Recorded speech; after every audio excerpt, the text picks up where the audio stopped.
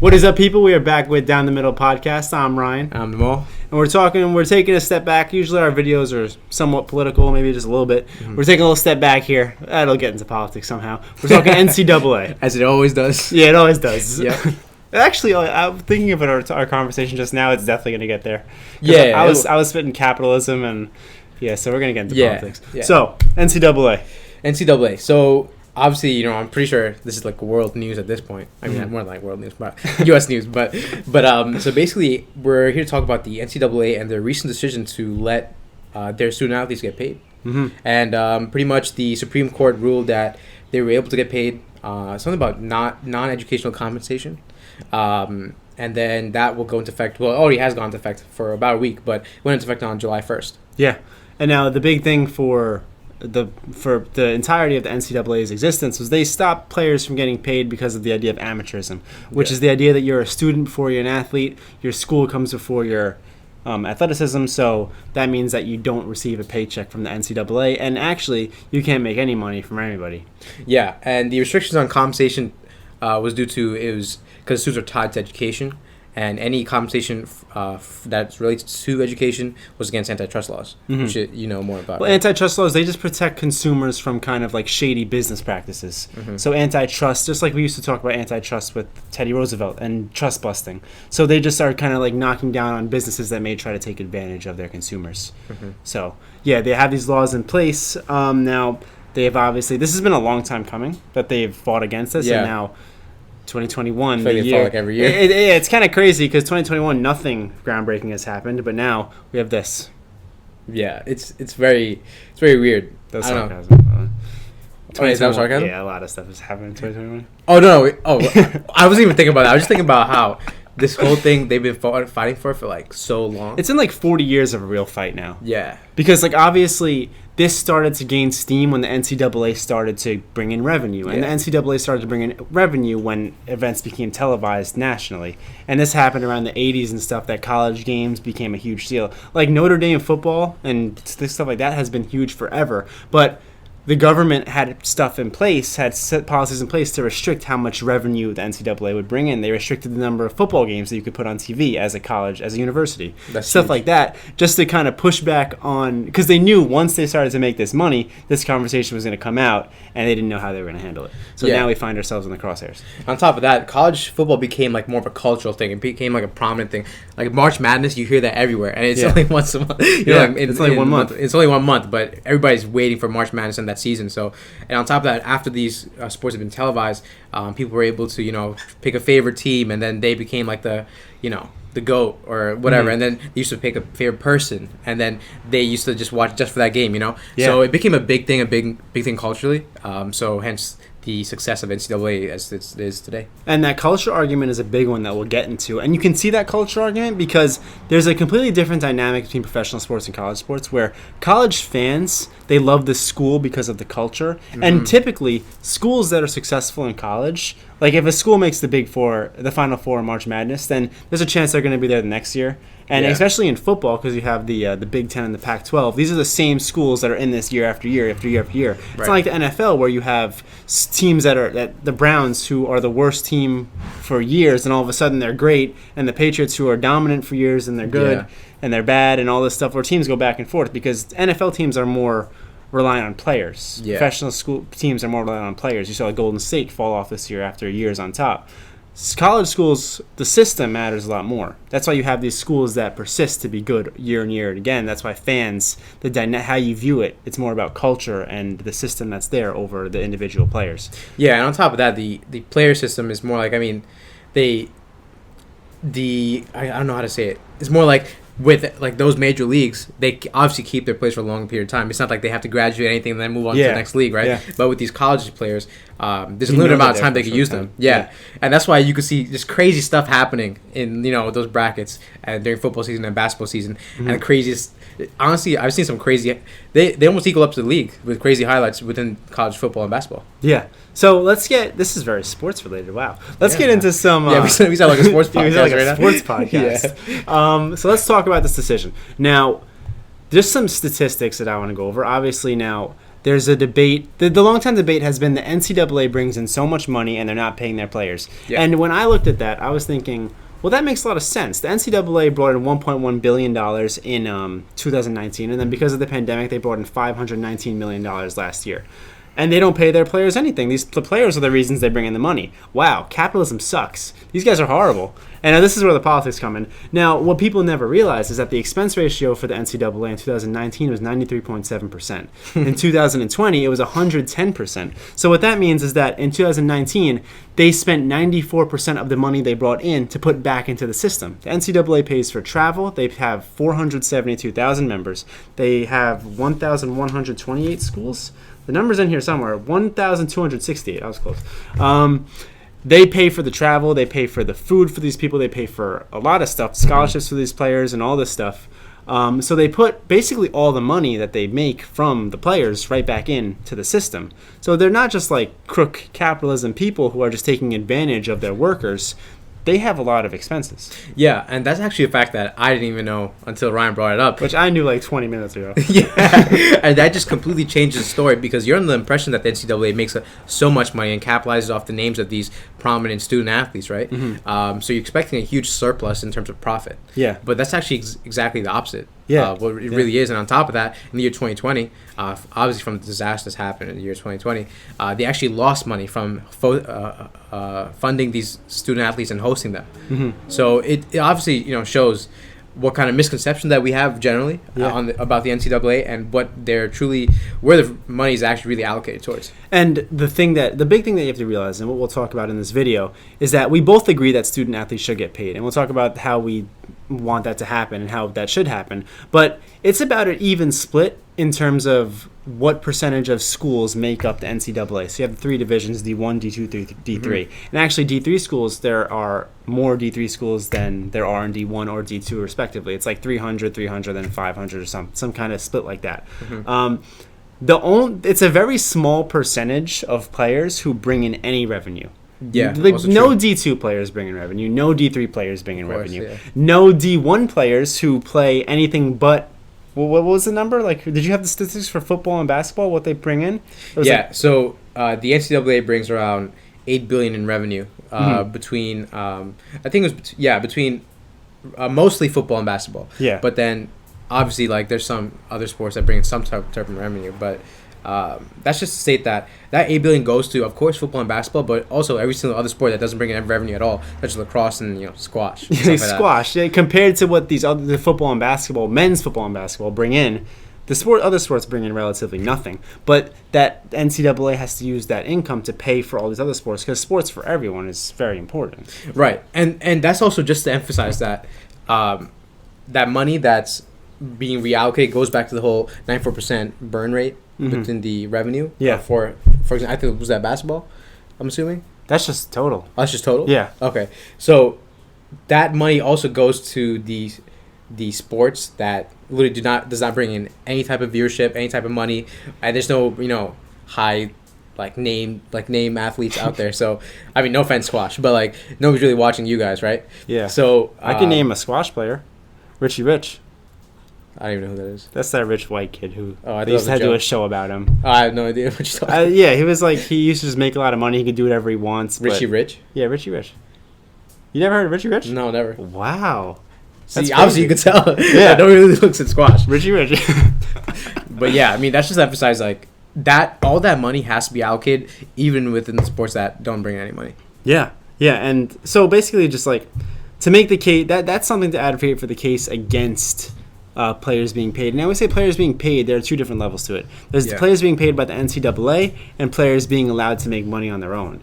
Mm-hmm. Now, I oppose the first. I don't think players should get paid by the NCAA. And I think that those stats basically should convince most people that they shouldn't, because if you're going to play players based on what they bring in, you're going to be paying football players and basketball stars a lot of money, and where the very limited margin they have to spend, you're going to have to get rid of these other sports that don't bring in any money, and that hurts that hurts these kids who just want to play sports. They go to college to play sports. Right.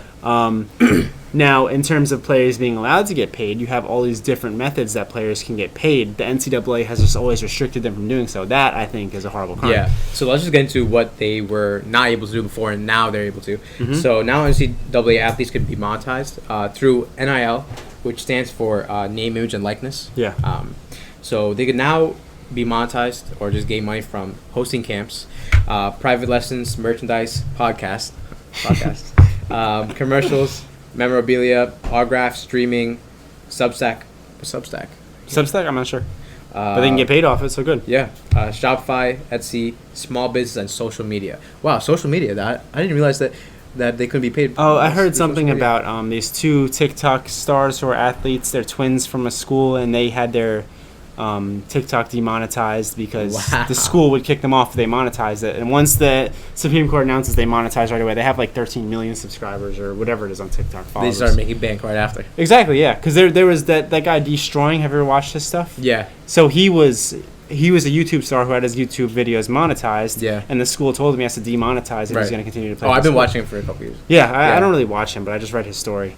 And yeah, he left the school's football team because he wanted to make more money off of YouTube. And which he worked did. out for him. Yeah.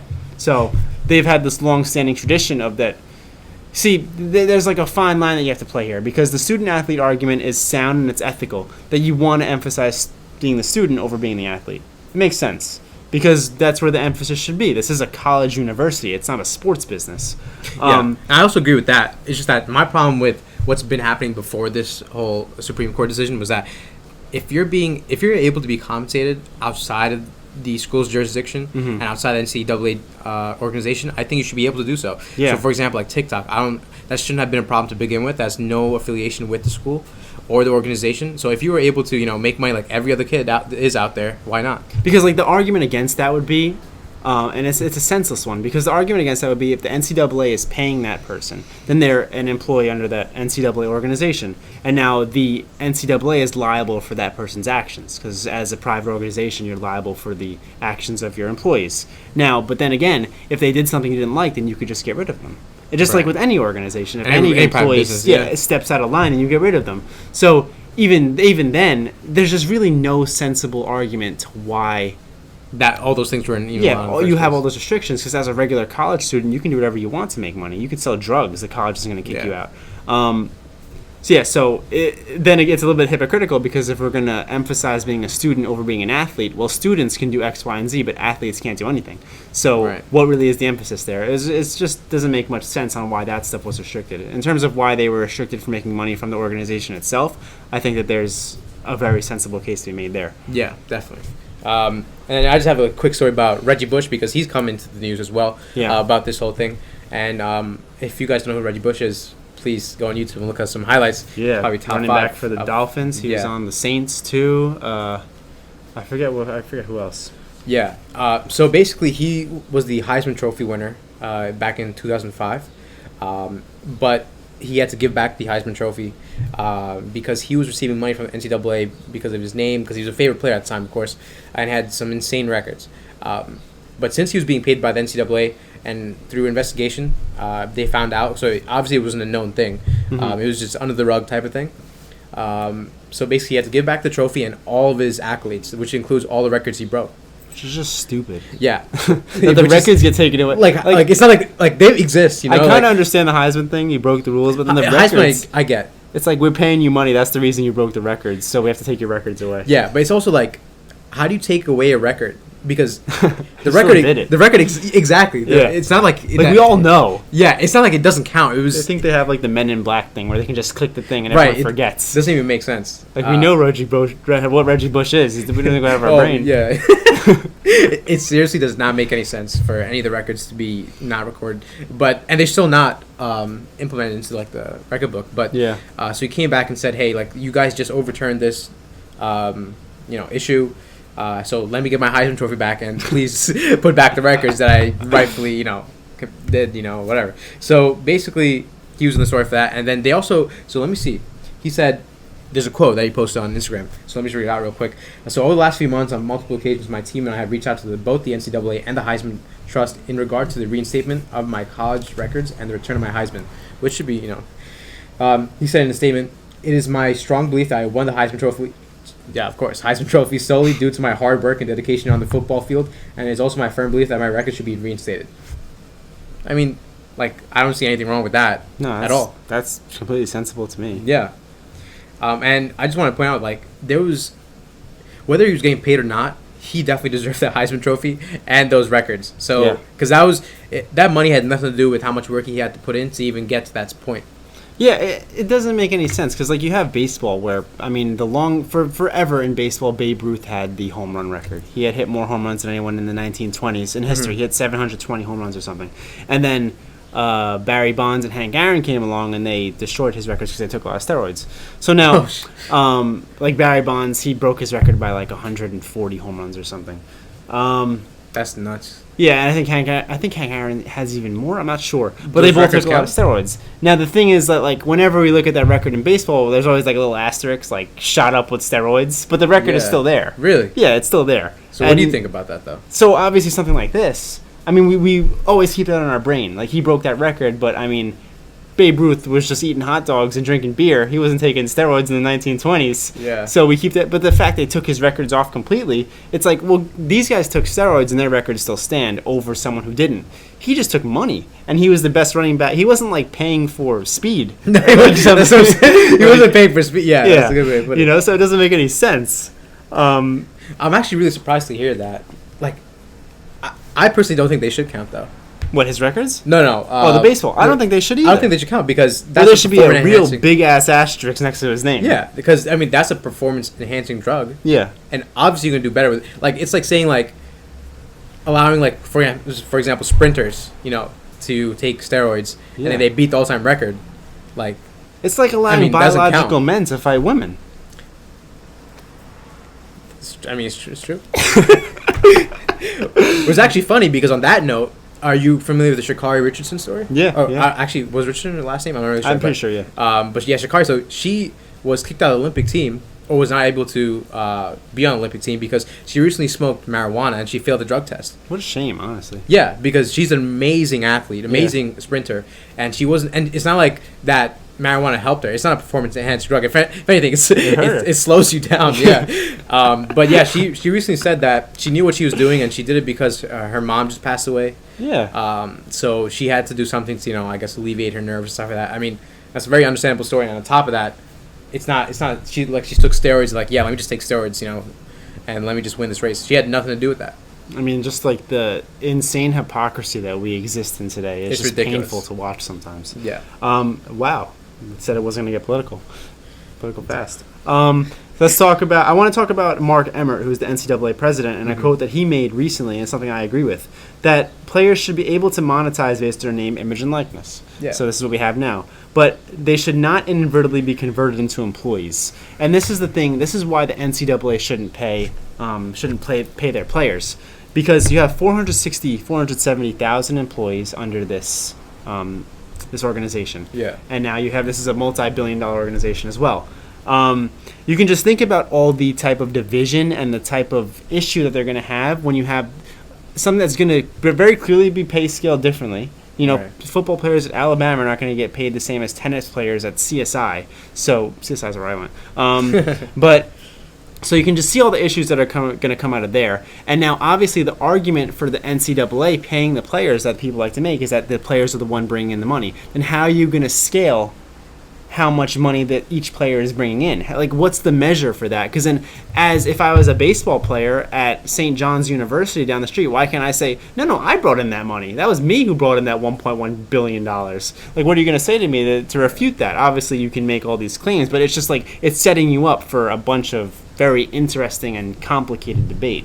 Yeah, and obviously, the larger names would obviously bring more revenue to the school, but to differentiate how much you would pay and a different pay scale would make it really hard to just manage the athletes in general. Yeah. As we were talking before, I think it makes more sense to have a universal basic income, but a universal stipend. Yeah, that's pretty much the same across the board. But also that's also de-incentivizing like the brand name players though, because that's also the argument for why the NCAA also gets so much revenue because of the big names. But then even that being said, if you have 470,000 athletes and you want to pay them a $1,000 stipend each year, that's $470 million. Right. That's no jokes. Is my math right? 470,000 times 1,000 is 470 million. Right. I'm pretty sure that's correct. Yeah. I mean, it's a lot of money, all right? Regardless. Yes. So we can pull up the calculator. It's a lot of money. Yeah. I've been wrong with math on this podcast before. I have no shame. But the thing is, but these athletes do deserve something. It's studied that they do 43 hours a week is what they put in, D1 athletes put into just their craft. 43 hours? Yeah, so it's like a job. And it's very... One of the big things that I think that a lot of people don't raise is that it takes away from your studies, too. Uh-huh. And... But then one thing people don't remember is also the scholarship dynamic to it. That these scholarships, they say that they should get paid more on top of their full ride scholarships. Does everyone get a full ride scholarship? No. Does everyone who deserves one get one? No. But a lot of people do get one. And these big name players who are bringing in that big money, a lot of times those are the ones getting the scholarships. They average $55,000 to $75,000 a year, these big scholarships, and they pay for a lot of stuff. Yeah. So that's a big paycheck. If you're talking about a $1.1 billion industry that has to employ that many people, and you have a different hierarchy on employees, $75,000 a year is a pretty good salary, and that's what you get for these students. Yeah. So I think our basic vision for NCAA athletes moving forward, I think this should have been from the get-go that they should be able to do this, but obviously let them monetize outside of the organization, outside of the school, which means private lessons, autographs, all that stuff. Which I just never understood why they were, barred from doing that. So that's just one thing. Two, to differentiate different pay scales between athletes is obviously too hard, as we spoke about. So more of a universal kind of income or stipend would make more sense across the board. Also taking into account that most of the money that the NCAA even brings in as revenue is already spent and sent back to the various schools and colleges. And then I had one more point, but I forgot. Well, I'll jump in and I'll let you think about it. But one thing that we spoke about was kind of holding accountable for the universities, too. We want the universities to play a role in this, too. It's not all the NCAA, because the NCAA is painted out as the bad guy here. Because they make $1 billion and no one gets paid. So they're basically just like Jeff Bezos on steroids because no one gets paid anything. Now, the universities are liable here, too, because the universities play a role in how these players can manage their pay as well. The NCAA, if you're going to ask them to manage everything and they're going to pay these players and they're going to have to control all this, it's going to be an impossible task because they have far too large a span to cover, and then you're completely excusing the middleman, which obviously the middleman is the university. Yeah. So the university needs to play a role in this too. Now, the NCAA is the reason these players haven't gotten paid, but also if we're talking about that margin where you have, a 6%. Percentage, 6% of their total income to pay all these players. But what about the universities? Because don't tell me that money that the players are bringing is only going to the NCAA. The universities benefit from this too. So where's the universities in this? Why are players not making anything from them as well? And one other thing, that also sponsorships. NCAA was cutting out sponsorships as well. You couldn't get sponsored as an athlete, which is a huge thing because we talk about athletes. So what would that entail exactly? It's like if Nike wants to put your name on something, Nike wants to pay you. Yeah, endorsements. So that's another thing that is now allowed, and that's the biggest one. Because you can sign cleats and give them to a kid for $20 or $120, but if Nike wants to sponsor you, that's big money. Yeah, definitely. So I mean that's pretty much wraps up the vision. But now I want to bring up the problems. In general, right? So one problem is that there's going to be a huge incentive war between colleges because now you want the best players at your college, of course. You want to win games, of course. That's the whole point of NCAA, and that's actually what we spoke about off camera. Is that in NCAA the wins are more emphasized than they would be in their actual league because they didn't really have money to look forward to, right? So they had to win, which is kind of depressing, but still right. But it's also that's also part of the culture, and that's why the NCAA it makes sports so special within college athletes. So now whoever has the most money can just write off as many incentives as they want, and if a school has more incentives than the other, the student athlete is more likely to pick the school that it offers them more. Yeah, and that's a great talking point too, because obviously that was the difference between college and the pros is that college is about the culture. When you were bringing in a kid to show them your school, you couldn't offer them money, so you had to convince them to play for you based on a couple things, based on the culture that was in place, based on the facilities, the other players, the coaches, and just what they could look forward to at your school. Now you have the paycheck thing, which is going to come into play. Now, the reason that I don't think too much of that argument is because what I was saying before was that these big schools that offer that great culture, that offer those great facilities, the great coaches, they're the same schools that are going to offer those high pay rates too. It's going to vary differently because, like you said, there are factors that play into this, that they're individuals, that they have different things in mind when they're considering schools that we can't even account for or predict. But I think generally those schools that are offering all that great stuff, they're also going to be the same schools that are offering that great pay. So you still have the same 2 schools, 3 schools, 4 schools in the mix. But then again, the really big knock is that, like, the ethics argument to it, because now we're bringing you in for money reasons instead of for culture reasons. It's become more of you're a professional, so for the year or 2 that we have the emphasis is going to be on money rather than you wanting to win games. And then that's kind of like the big thing we see in, like, the leagues now, the professional leagues, that is very disappointing when you see guys who don't care about winning. They just care about that paycheck and then they go home. So that's what you don't want to see in college, but that's very well the realm we could step into. Yeah, and this is not necessarily like a counter argument. It's more so like another point that I wanted to bring up when Ryan just said that, was there's still enough schools for it to be a problem, as in terms of there's enough schools out there, like say like the Big Ten, right? They still have enough money. There's enough money and then incentives to go around to make it a big problem, instead of like those 2 schools where people are just picking and then they'll just go down the ladder from there. Yeah. And on top of that, just to note, going back to the whole, now these teams are made up of money instead of culture. Yeah. Because now the whole culture of winning is not necessarily the emphasis, it's more about the money. And that's like I said, takes away from the college culture. And then also now you have teams where student athletes may not necessarily mesh with the culture of the college or necessarily even the team.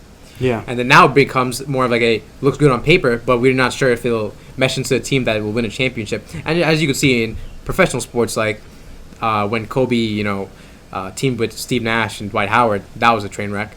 And then also this year with Brooklyn Nets with KD and Kyrie and Harden. I mean, granted they had injuries, but they didn't do as good as I thought they would. Yeah, and like the roster I set up for Fight Night this year, it looks so good on paper, and then we fought 3 times the entire summer. So, like, sometimes that great roster doesn't work out, because I had like 12 guys ready to freaking go, and we did 1 event. It was horrible. I fought 2 people at once because we couldn't find enough people. Yeah, that's actually sad. Yeah. Yeah. It wasn't sad for me. It was more pain.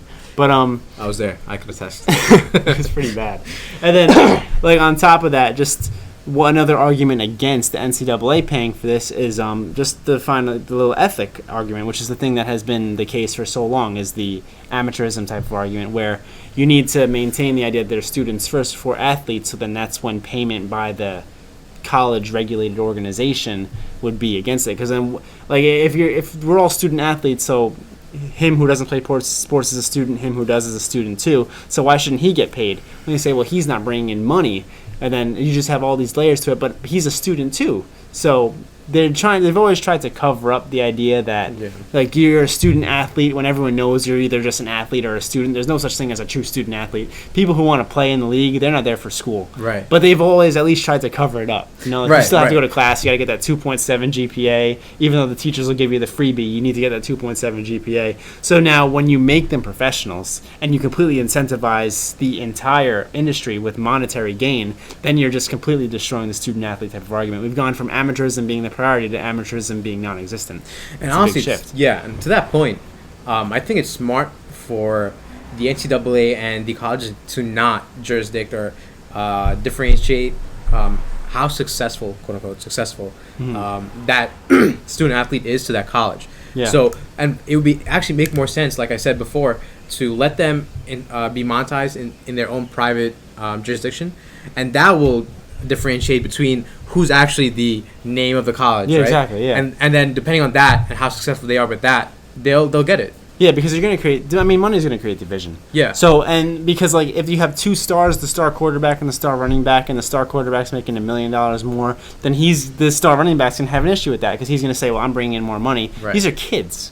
Yeah. These are young kids, younger than us in a lot of cases too. Wow, they're younger than us now. Yeah, so like these are just college kids. There's going to be this type of division that's going to destroy teams, which is why the NIL list, which is name, image, and likeness, is such a good idea, because now you're allowing them to capitalize on those private traits that they have and to kind of advertise themselves. So, I mean, the players who are going to make money, we're going to make money anyway. You know, people who are playing with the lowest level for the worst teams that no one knows about, they weren't signing autographs for money anyway. So it's not like you're hurting them or anything. They weren't going to profit at all. So now these players who are at big schools with big names people know, they're going to make money for a couple years off it, and that's a good system. Yeah. NCAA should be removed from it, though. Yeah, definitely. And one more problem I just want to bring up. So with the pandemic from last year, they decreased enrollment, general enrollment across all colleges throughout the nation, and then tuition discounting wasn't at an all-time high. And then there's a steepening decline in the number of high school graduates in America. And so it makes it even more challenging for the NCAA and colleges to meet those revenue goals to begin with. So on top of that will ultimately lead to the disbanding of other sports. Yeah. So for example, that lacrosse will go away, squash will go away. And for example, there's like a little thing with squash where I was reading, squash to, not to play squash, but usually the average income of a squash athlete in college is $300,000, and those are usually people that are donors throughout the years because they like to obviously donate to their schools and stuff like that. Rich white kids. Yeah, pretty much. Alumni. But if you take away sports that don't bring in revenue, to incentivize more people with through main sports like football and basketball, you're taking away, of course, that huge dynamic of having all those sports and also potential donors that you have in the future. And that's going to hurt colleges a lot. They're going to be against that pretty heavily because you're losing those. Those are colleges have the diversification setup that they want to push, but they also place that emphasis on getting those rich kids that come from the family that are going to be successful after and raise the standard of what the school is. Yeah. So that's going to hurt colleges too. But just like you said, it's going to affect other sports. Even past that, it could affect financial aid too. Mm-hmm. Services that colleges provide just to get students. If they need to put money out, obviously the NCAA wouldn't have an effect on financial aid. But if colleges then have to step in and they have to bear the burden of that, if there's not some kind of good system put into place, you can definitely have the system where students who are playing for those sports that are not as heavily perceived, they're going to go away. If schools have to pay for it, financial aid costs will go down if they have to pay students a lot of money. So I think that just overall, just like you say, the private idea that they can make money off their name themselves, they manage it. There you go. That's just a perfect idea that should have been in place from the start. Yeah, and, this shouldn't have even been a problem. NCAA 14 is like the biggest thing. There's a whole game about college football kids, and they couldn't make any money off of it. Yeah, which was just like childish. It's absurd, isn't it? Yeah. It doesn't make any sense. Yeah. You're going to use me in a game and I don't get paid for it? Stupid. Doesn't make any sense. Yeah. But yeah, that's pretty much it. Basically, we believe that athletes should get paid, but privately. And NCAA should keep their hands off it. Or just, are they allowed to keep their hands off it now, or are they forced to? They're not really allowed to at this point. Right? They need to just facilitate. They need to put this burden. They need to just create a system that just states what they're willing to do. If they do it wrong, then they're going to hurt their own business. Even after coming off a year where they paid 110% expense ratio, so they lost a lot of money. So they need to handle this correctly. They need to put some emphasis on the colleges and the universities to take a role in this too, and just allow the players to do their thing, make their money, take their sponsorships, monetize their videos, do what they got to do. Also, it's not racist. I saw someone say today it was racist because coaches are white and players are black, and coaches can get paid and players can't. That was not what was going on in this scenario. So obviously it had to get related back to racism a little bit, and I waited until the 34-minute mark to say anything because it's not a big issue. But I just wanted to say, can we have one issue that's not racist where we just leave racism out of it completely? I did 2 minutes of analysis on this topic before I heard the word racist, and I was just like, why did I expect anything different? Oh man, everything's racist nowadays. So everything's racist. But yeah, that's pretty much our thoughts about it. Yeah, I'm done. I'm gonna go sign up for a college football team. Yeah, I'm being recruited right now. Yeah. Oh, really? Is there a recruiter coming right now? No. I wish. Yeah, I couldn't make it. Maybe I'll try squash. Yeah. But yeah, we will catch you guys later. All right. All right. Peace out.